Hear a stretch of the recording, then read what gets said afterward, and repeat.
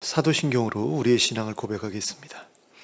전능하사 천지를 만드신 하나님 아버지를 내가 믿사오며 그 외아들 우리 주 예수 그리스도를 믿사오니 이는 성령으로 잉태하사 동정녀 마리아에게 나시고 본디오 빌라도에게 고난을 받으사 십자가에 못 박혀 죽으시고 장사한 지 사흘 만에 죽은 자 가운데서 다시 살아나시며 하늘에 오르사 전능하신 하나님 우편에 앉아 계시다가 저리로서 산자와 죽은 자를 심판하러 오시리라. 성령을 믿사오며 거룩한 공회와 성도가 서로 교통하는 것과 죄를 사하여 주시는 것과 몸이 다시 사는 것과 영원히 사는 것을 믿사옵나이다. 아멘.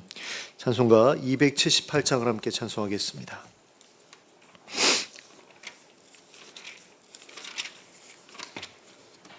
찬송가 278장입니다.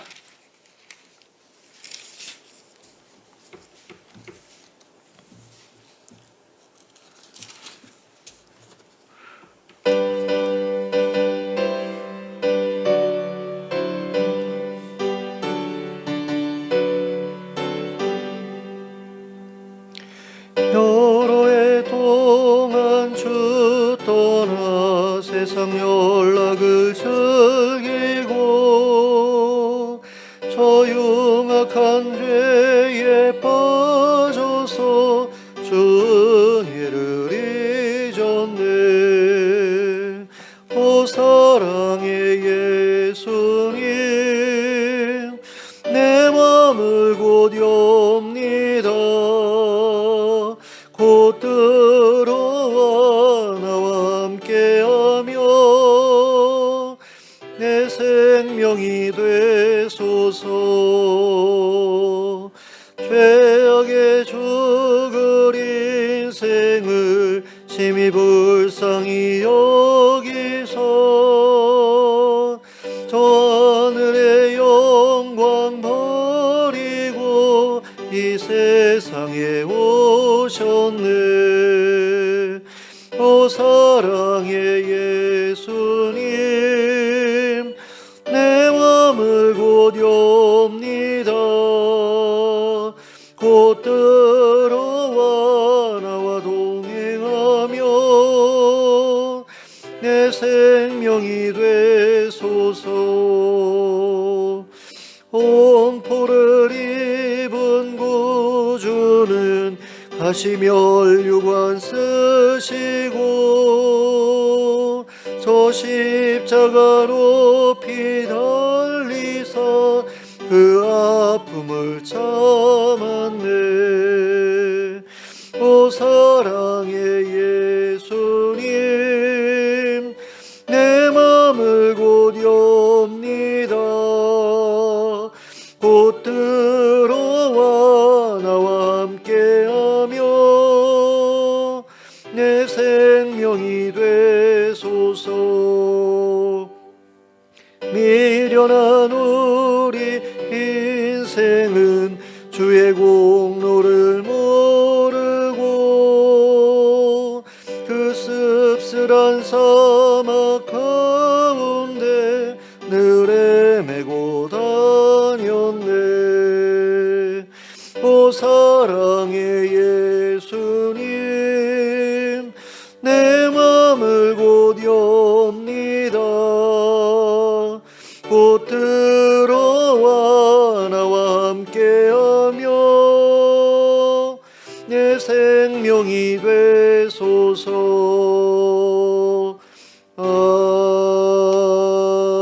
아멘.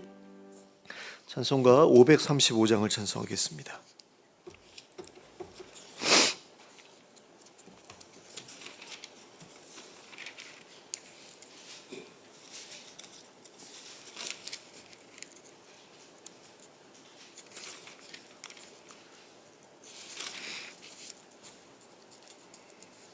(535장입니다)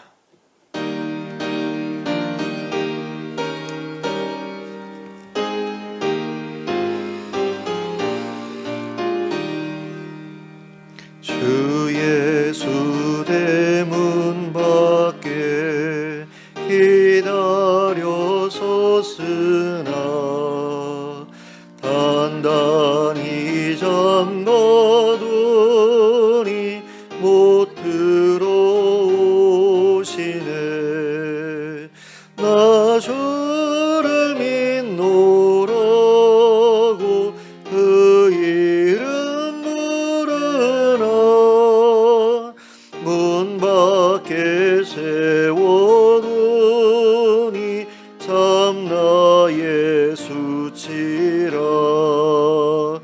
문 두드리는 손은 못 박힌 손이요.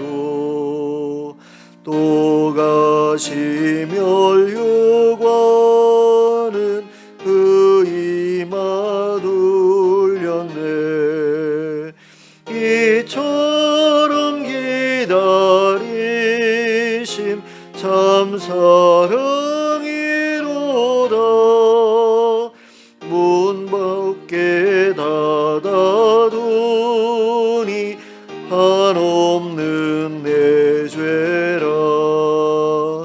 주 예수 간곡하게 권하는 말씀이 내 죄로 죽은 나를 너 박대할 소냐. 나 죄를 회개하고 곧 문을 엽니다. 드셔서 좌정하사 떠나지 마소서.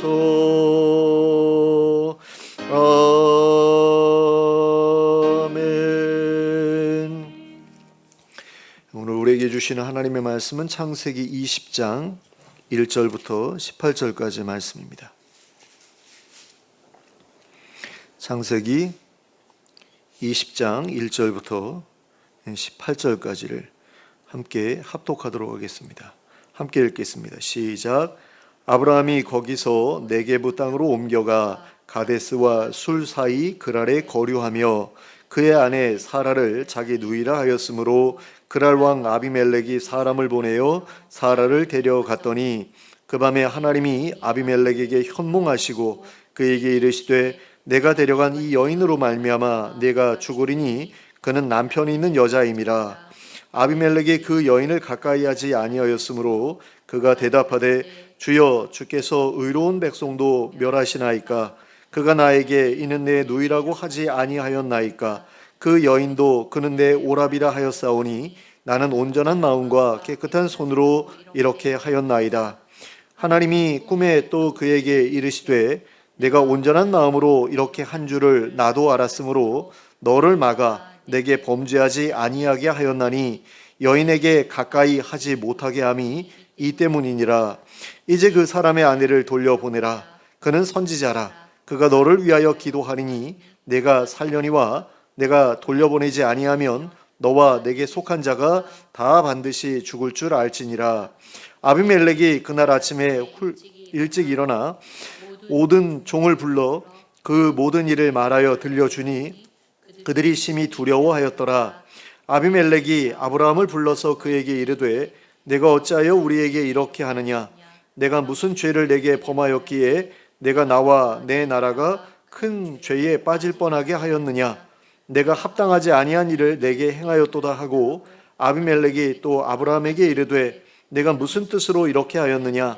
아브라함이 이르되 이곳에서는 하나님을 두려워함이 없으니 내 아내로 말미암아 사람들이 나를 죽일까 생각하였음이요 또 그는 정말로 나의 이복 누이로서 내 아내가 되었음이니이다. 하나님이 나를 내 아버지의 집을 떠나 두루 다니게 하실 때에 내가 아내에게 말하기를 이후로 우리의 가는 곳마다 그대는 나를 그대의 오라비라 하라. 이것이 그대가 내게 베풀 은혜라 하였었노라. 아비멜렉이 양과 소와 종들을 이끌어 아브라함에게 주고 그의 아내 사라도 그에게 돌려보내고 아브라함에게 이르되 내 땅이 내 앞에 있으니 내가 보기에 좋은 대로 거주하라 하고 사라에게 이르되 내가 은 1,000개를 내 오라비에게 주어서 그곳으로 너와 함께한 여러 사람 앞에서 내 수치를 가리게 하였노니 내 일이 다 해결되었느니라. 아브라함이 하나님께 기도하매 하나님이 아비멜렉과 그의 아내와 여종을 치료하사 출산하게 하셨으니 여호와께서 이왕에 아브라함의 아내 사라의 일로 아비멜렉의 집의 모든 태를 닫으셨음이더라. 아멘. 소돔과 고모라가 하나님의 심판을 받은 후에 아브라함은 자기가 거주하던 곳을 떠나 다른 곳으로 옮겨갔습니다. 1절 말씀입니다. 아브라함이 거기서 네게부 땅으로 옮겨가 가데스와 술 사이의 그랄에 거류하며, 자, 여기에서 네게부 땅이라는 곳은 가나안 땅 동남부의 광야 지대를 가리킵니다. 준사막지대라고 그렇게 표현하기도 하더라고요. 그러면 여기에서 말하는 거기라는 곳은 과연 어디를 가리키는 것일까요? 여기에 기록된 거기는 바로 창세기 14장 13절에 기록되어 있는 것처럼 헤브론에 있는 마므레 상수리 숲을 근처였습니다. 그리고 그곳은 하나님께서 자주 찾아오셔서 언약을 계속해서 맺어주셨던 그런 특별한 장소이기도 했습니다. 그런데 왜 아브라함은 거기를 떠나 그랄 땅으로 옮겨갔던 것일까요?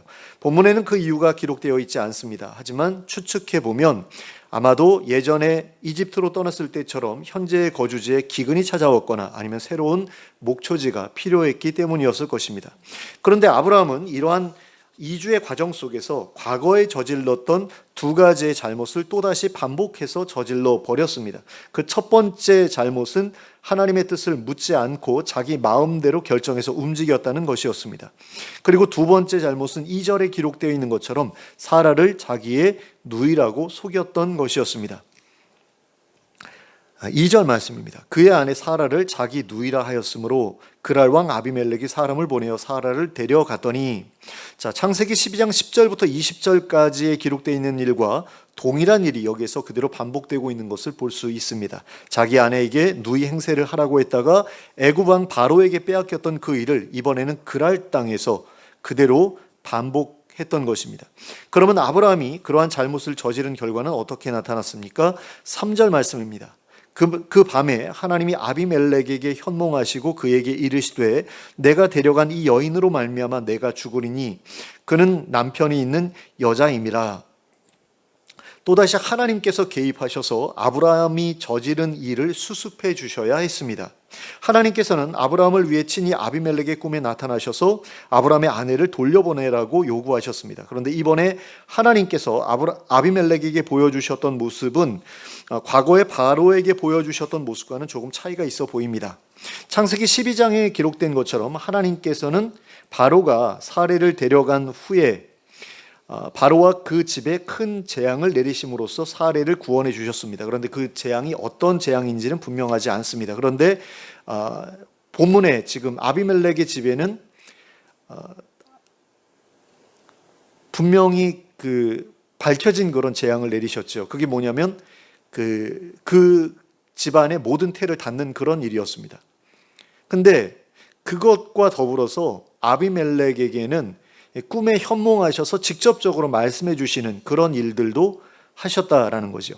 그러면 하나님께서 아비멜렉의 꿈에 친히 나타나 경고의 말씀을 전해 주셨던 이유는 무엇이었을까요? 4절에서 6절까지 기록된 내용을 보시면 그 이유가 무엇인지를 확인할 수 있습니다. 아비멜렉이 그 여인을 가까이 하지 아니하였으므로 그가 대답하되 주여 주께서 의로운 백성도 멸하시나이까 그가 나에게 이는 내 누이라고 하지 아니하였나이까 그 여인도 그는 내 오랍이라 하였사오니 나는 온전한 마음과 깨끗한 손으로 이렇게 하였나이다. 하나님이 꿈에 또 그에게 이르시되 내가 온전한 마음으로 이렇게 한 줄을 나도 알았으므로 너를 막아 내게 범죄하지 아니하게 하였나니 여인에게 가까이 하지 못하게 함이 이 때문이니라. 자, 본문에 기록된 아비멜렉의 말을 보면 그가 온전한 마음과 깨끗한 손으로 사라를 데려왔다는 것을 알 수 있습니다. 그래서 하나님께서는 그가 사라에게 가까이 하지 못하도록 막으셨습니다. 그러므로써 아비멜렉이 범죄하지 않게 하셨습니다. 이처럼 아비멜렉은 악인이 아니었고 하나님께서도 그의 의로움을 인정하고 계셨습니다. 그래서 하나님께서도 그가 사라에게 가까이 하는 것을 막아주셨던 겁니다. 그런데 하나님께서 아비멜렉을 막아주셨던 이유는 그것만이 아니었습니다. 하나님께서 아비멜렉을 막아 사라에게 가까이 하지 못하게 하신 이유는 앞으로 사라에게서 이삭이 태어나야 했기 때문입니다. 그런데 만약 아비멜렉이 사라를 가까이 한다면 사라에게서 태어난 이삭은 아브라함의 씨가 아니라 아비멜렉의 씨라는 이야기가 돌 수도 있는 일이었습니다. 그래서 하나님께서는 이삭이 아브라함의 씨를 통해 태어난 아들임을 누구도 의심하지 못하게 하시기 위해서 사라를 보호해 주시고자 아비멜렉에게 친히 경고의 말씀을 전해 주셨던 것이었습니다. 그리고 하나님께서는 사라를 아브라함에게 돌려보내라고 하셨습니다. 7절 말씀입니다. 이제 그 사람의 아내를 돌려보내라. 그는 선지자라. 그가 너를 위하여 기도하리니 내가 살려니와 내가 돌려보내지 아니하면 너와 내게 속한 자가 다 반드시 죽을 줄 알지니라. 그런데 여기에는 우리가 특별히 주목해야 할 부분이 기록되어 있습니다. 그것은 하나님께서 아비멜렉에게 아브라함을 선지자라고 소개하셨다는 것입니다. 그래서 그가 너를 위해 기도하면 내가 살게 될 것이라고 말씀하셨다는 것입니다. 그리고 우리는 이 말씀을 통해 선지자들의 직무 가운데 한 가지가 다른 사람들을 위해 기도하는 일이었음을 알 수 있게 됩니다. 그리고 이처럼 다른 사람들을 위해 기도하는 것이 선지자의 직무 중에 한 가지라는 사실은 사무엘 선지자의 말을 통해서도 확인할 수 있습니다. 사무엘상 12장 23절 말씀입니다. 나는 너희를 위하여 기도하기를 쉬는 죄를 여호와 앞에 결단코 범하지 아니하고 선하고 의로운 길을 너희에게 가르칠 것인즉. 자, 사무엘 선지자는 자신이 백성들을 위해서 기도하는 일을 계속하지 않고 쉬어버린다면 그것은 하나님께 죄를 짓는 일이라고 말하고 있습니다. 백성들을 위해 기도하는 것은 하나님께서 그에게 맡겨주신 중요한 책무 가운데 하나였기 때문입니다. 그리고 이어지는 내용을 보면 백성들에게 선하고 의로운 길을 가르치는 것 역시 선지자의 중요한 책무 가운데 하나였다는 것을 알 수 있게 됩니다. 그런 점에서 아브라함 역시 사무엘 선지자처럼 다른 사람들을 위해서 기도하는 일과 다른 사람들에게 선하고 의로운 길을 가르치는 책무를 담당하며 살았다는 것을 알 수 있게 됩니다. 아브라함은 그저 양이나 소를 치면서 살아가는 목축업자가 아니라 자신의 생업을 가지고 선지자로서의 책무를 감당하며 살았던 자비랑 선지자였던 것입니다. 그러니까 자비랑 선교사이자 자비랑 선지자였다라는 거죠. 그냥 평신도 목축업자가 아니었다라는 겁니다. 많은 사람들이 착각을 하는 것 같아요. 아브라함은 평신도였고 성직자는 멜기세덱만이 성직자였다. 이런 식으로 생각하는데 그게 아니었다라는 겁니다. 그리고 이것은 마치 아모스 선지자가 목자이자 뽕나무를 재배하는 자로 살다가 하나님의 선지자로 부름을 받아 두 가지 일을 병행하게 되었던 것과도 같은 모습이었다고 할 수 있습니다. 아모스서 7장 15절과 15절에는 이런 말씀이 기록되어 있습니다. 아모스가 아마샤에게 대답하여 이르되 나는 선지자가 아니며 선지자의 아들도 아니라 나는 목자요 뽕나무를 재배하는 자로서 양떼를 따를 때에 여호와께서 나를 데려다가 여호와께서 내게 이르시기를 가서 내 백성 이스라엘에게 예언하라 하셨나니, 나는 선지자가 아니면 선지자의 아들도 아니다라는 이야기는 나는 전업 선지자가 아니라는 거죠. 그리고 선지자 아버지한테서 태어나서 그 선지자직을 물려받은 그런 사람도 아니다라는 겁니다. 그냥 나는 목자요 뽕나무를 재배하는 자로 살아온 사람인데 하나님께서 나에게 예언하라고 해서 내가 예언 사역을 시작한 것뿐이다. 근데 어쨌든 예언 사역을 시작했으면 선지자가 되는 거죠. 그래서 그 두 가지 일을 병행했던 사람이 바로 아모스였다라는 겁니다. 그런데 아브라함 역시 아모스처럼 목축업자로 살아가던 중에 하나님의 부르심을 받아서 가나안 땅에 선교사로 파송을 받은 사람이었다라는 거죠. 그리고 가나안 땅에 도착한 후로는 하나님의 선지자로서 주변 사람들에게 선하고 의로운 일을 가르치고 그들을 위해 기도하는 일을 하면서 살아왔다라는 겁니다. 그러므로 아브라함은 확실히 하나님의 선지자였다고 할 수 있는 그런 사람이었습니다. 그런데 하나님의 선지자였던 아브라함이 전혀 선지자답지 못한 일을 저질러 버렸던 거죠. 진실만을 입에 담아야 할 하나님의 선지자가 자신의 아내를 누이 동생이라고 거짓말을 해서 아비멜렉을 곤란한 지경에 빠뜨려 버렸던 겁니다. 그러니까 복의 근원이 되었어야 할 사람이 저주의 근원이 되어버린 그런 아이러니한 일이 아브라함에게서 벌어진 것이었다라는 겁니다. 그러므로 하나님께서도 아비멜렉에게 아브라함을 자신의 선지자라고 소개하기가 참 부끄러우셨을 것 같아요. 그렇잖아요. 저 사기꾼이 내 선지자야 라는 그런 이야기를 하신 것이나 마찬가지 아닙니까? 근데 우리도 가끔은 그런 짓을 하고 있지 않나라는 생각이 들어요. 하나님께서 만약에 우리가 잘못한 일을 수습해 주시기 위해서 누군가에게 나타나셔서 쟤는 내 백성이야, 쟤는 내 아들이야, 내 딸이야 라고 말씀하신다면 하나님 입장에서는 굉장히 부끄러우신 일이 아니겠는가라는 그런 생각을 해봅니다. 그래서 우리가 그런 부분에 있어서 굉장히 조심을 해야 되는데, 그런 일에 조심하지 않다가 범죄를 저질러서 저 사람이 목사래, 저 사람이 교회 권사래, 장로래, 뭐 이런 이야기를 세상 사람들로부터 듣는 일들이 많잖아요. 근데 어떻게 보면 아브라함도 그런 짓을 저질렀다라는 거죠. 그러니까 우리도 해도 된다? 그건 아니라는 생각이 듭니다. 굉장히 하나님께서 부끄러우셨을 텐데 그런 일을 하나님으로 하여금 할 수밖에 없게 만든 이 아브라함의 죄는 상당히 큰 것이 아니었겠나, 우리가 이렇게 생각하고 경계로 삼는 것이 마땅하겠죠. 그런데 왜 하나님께서는 이렇게 겁 많고 흠 많은 아브라함을 당신의 선지자로 부르셨던 것일까요? 그것은 하나님께서 아브라함에 대해 앞으로 당신이 원하시는 모습으로 변화될 것이라고 확실하게 믿고 계셨기 때문이었습니다.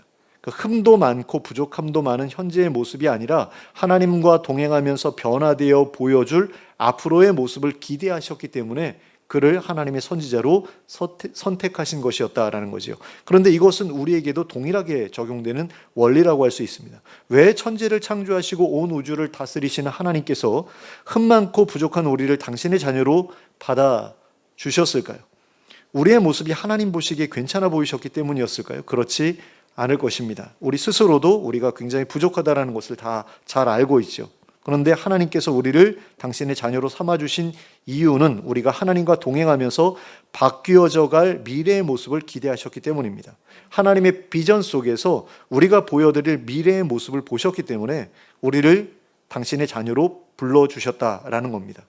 그러니까 하나님께서 앞으로 일어날 일들을 다 아시는 분 아니에요. 그런데 앞으로 일어날 일들을 미리 보시는 하나님께서 우리가 하나님과 동행하면서 굉장히 멋진 모습으로 바뀌어 있을 것을 미리 내다보셨다라는 겁니다. 그렇기 때문에 우리를 선택하신 것이다, 이렇게 볼 수 있다라는 겁니다.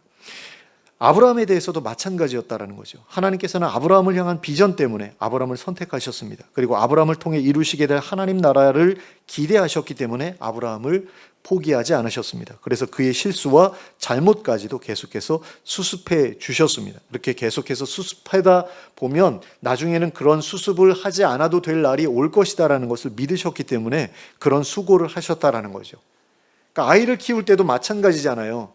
똥오줌 못 가리는데 계속해서 똥오줌을 가려주지 않습니까? 그 이유가 뭡니까? 나중에는 괜찮아질 것을 기대하시기 때문이죠. 부모 입장에서 얘가 이제 조금만 지나면 똥오줌 가리게 될 거야. 그리고 걸어 다니게 될 거야. 그리고 어엿한 한 사람의 몫을 담당하게 될 거야. 이런 기대를 가지고 그렇게 부모가 자녀를 섬겨주는 것 아니겠습니까? 물론 뭐 평생 동안 변하지 않는 그런 사람들도 있습니다. 뭐 지적 장애가 있거나 장애가 있어, 아니면 육체적인 장애 때문에 계속해서 똥오줌을 가려줘야 되는 그런 사람들도 있고, 또 어떤 사람들은 애완동물을 키우면서 계속해서 그 배변지 같은 거를 갈아줘야 되고 그러는 일들이 있잖아요. 그럼에도 불구하고 그렇게 책임져 주는 사람들도 있는데, 하나님께서는 그것과는 다른 기대를 가지고 우리를 택해 주셨다라는 거죠. 반드시 달라질 거다라는 확신을 가지고 우리를 택하신 것이다라는 겁니다. 솔직히 말해서 아브라함이 이집트에서 저질렀던 잘못을 정말로 잘못이라고 생각했다면 그는 결코 그런 일을 반복해서는 안 됐습니다. 하지만 그는 또다시 같은 짓을 저질렀습니다. 그런데도 하나님께서는 아브라함을 여전히 자신의 선지자로 인정해 주셨습니다. 그리고 이처럼 포기하지 않으시는 하나님의 열심에 힘입어 아브라함은 하나님의 선지자다운 면모를 가진 사람으로 변화되어 갔습니다. 독자 이삭을 바치라는 하나님의 요구에도 두말하지 않고 순종할 수 있는 사람으로 변화되었습니다. 아들을 사랑하지 않아서가 아니었습니다. 하나님의 약속이 있는 이상 이 아들을 하나님께서 다시 살려주실 것이라고 믿었기 때문이었습니다. 오랜 기간 하나님을 실망시켜 드렸던 이 겁 많은 선지자는 마침내 하나님을 실망시켜 드리지 않는 믿음의 소유자가 될 수 있었습니다. 그리고 그 이후로 아브라함은 절대로 하나님의 기대를 저버리지 않는 사람이 되었습니다. 그리고 이 일은 부활하신 예수님께서 자신을 3번이나 부인했던 베드로를 다시 자신의 사도로 받아주셨던 일을 떠올리게 합니다. 예수님께서는 겁 많고 흠 많은 베드로를 포기하지 않으셨습니다. 베드로의 배신을 용서해 주셨고 또 그에게 다시금 사도의 직무를 맡겨 주셨습니다. 그리고 마침내 베드로는 더 이상 예수님의 기대를 저버리지 않는 사람이 되었습니다. 예전과는 달리 죽음을 두려워하지 않고 순교의 자리에까지 나아갈 수 있는 사람이 되었습니다. 이것은 우리에게도 마찬가지입니다. 우리도 지금은 부족할 수 있습니다. 지금은 모난 성품을 가지고 있을 수 있습니다. 지금은 습관적인 죄의 문제를 계속해서 가지고 있을 수 있습니다. 지금은 다른 사람들의 압력에 못 이겨 옳지 못한 일을 하면서 살아가고 있을 수도 있습니다. 그러나 언제까지나 그러한 모습으로 있지는 않을 것입니다. 하나님께서 우리를 하나님의 자녀로 그리고 하나님의 나라의 백성으로 불러주셨기 때문입니다. 그러므로 하나님의 열심히 우리를 새롭게 해 주실 것입니다. 하나님께서 친히 우리를 당신이 원하시는 모습으로 빚어 가실 것입니다. 그러므로 계속되는 실패 가운데 있다고 절망하지 말아야 합니다. 언젠가는 분명히 달라질 것이기 때문입니다. 확실히 더 나아진 모습으로 변화될 것이기 때문입니다. 그것이 우리를 향하신 하나님의 계획이기 때문입니다. 바울 사도는 로마서 11장 29절에서 이렇게 말씀하고 있습니다. 하나님의 은사와 부르심에는 후회하심이 없느니라. 자, 하나님께서는 결코 잘못된 선택을 하지 않으십니다. 그분의 택하심에는 틀림이 없습니다. 그런 하나님께서 우리를 당신의 자녀로 부르셨습니다. 그리고 우리를 당신의 자녀로 삼으신 이상 하나님께서는 우리를 분명하게 변화시키실 것입니다. 그리고 우리를 통해 다른 사람들까지도 변화시켜 가실 것입니다. 그리하여 하나님 나라를 이 땅에 완성하실 것입니다. 그런데 이러한 변화가 일어날 수 있도록 하기 위해 우리에게 꼭 필요한 일 한 가지가 있습니다. 그것은 우리가 언제든지 하나님께 붙어 있어야 한다라는 것입니다. 아브라함처럼 늘 하나님과 동행하는 삶을 살아야 한다는 것입니다. 그래야만 우리도 아브라함처럼 수치스러운 모습에서 벗어나 믿음직스러운 모습으로 변화될 수 있을 것입니다. 요한복음 15장 1절부터 5절까지의 말씀입니다. 나는 참 포도나무요 내 아버지는 농부라. 무릇 내게 붙어 있어 열매를 맺지 아니하는 가지는 아버지께서 그것을 제거해 버리시고 무릇 열매를 맺는 가지는 더 열매를 맺게 하려 하여 그것을 깨끗하게 하시느니라. 너희는 내가 일러준 말로 이미 깨끗하여졌으니 내 안에 거하라. 나도 너희 안에 거하리라. 가지가 포도나무에 붙어 있지 아니하면 스스로 열매를 맺을 수 없음 같이 너희도 내 안에 있지 아니하면 그러하리라. 나는 포도나무요 너희는 가지니 그가 내 안에 내가 그 안에 거하면 사람이 열매를 많이 맺나니 나를 떠나서는 너희가 아무것도 할 수 없음이라.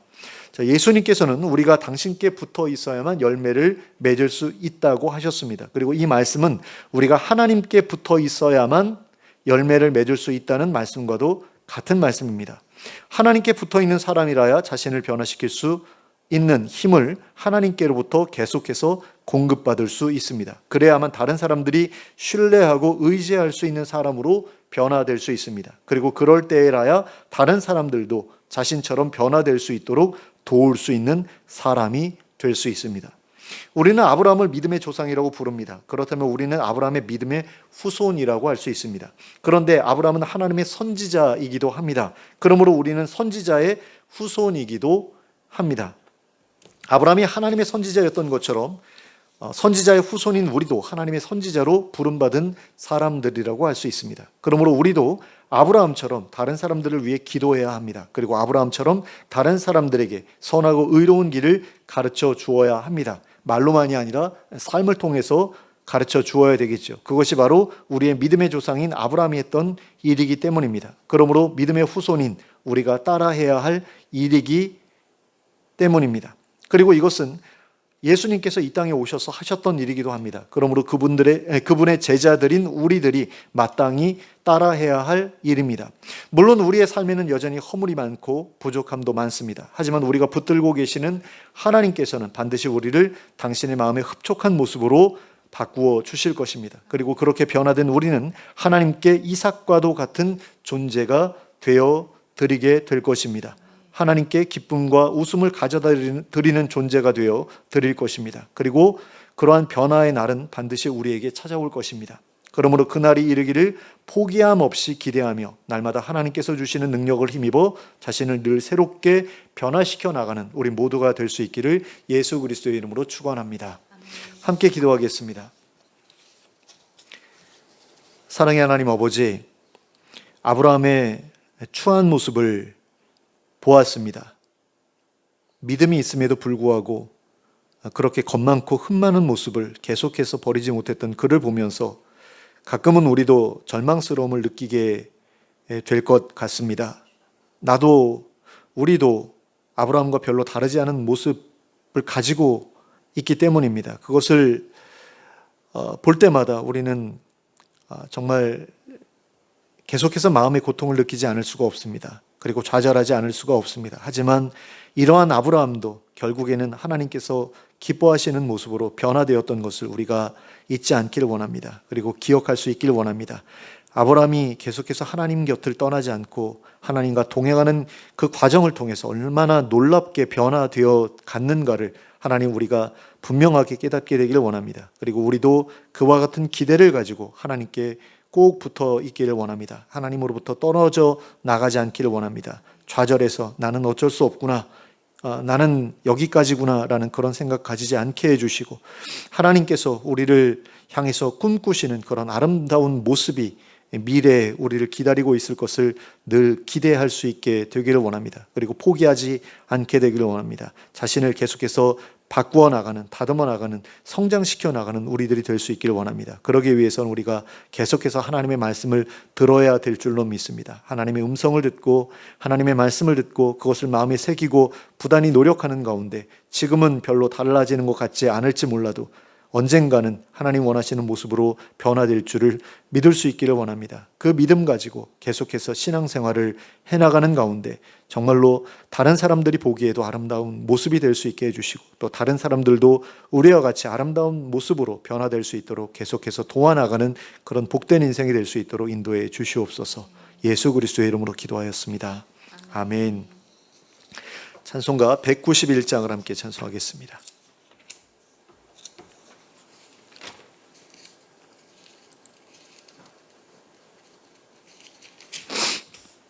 찬송가 191장입니다.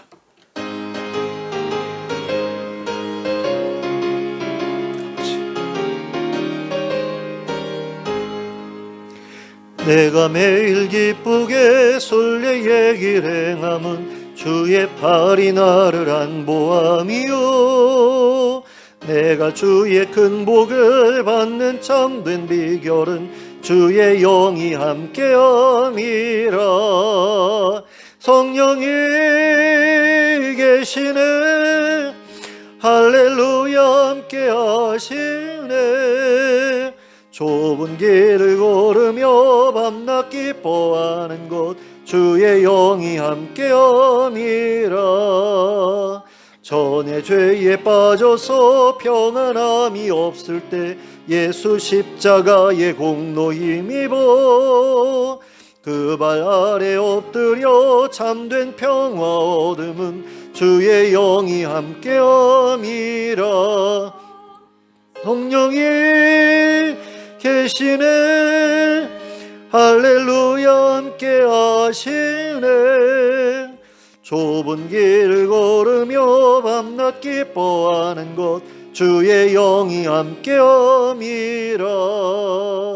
나와 동행하시고 모든 염려하시니 나는 숲의 새와 같이 기쁘다. 내가 기쁜 마음으로 주의 뜻을 행함은 주의 영이 함께함이라. 성령이 계시네, 할렐루야 함께 하시네.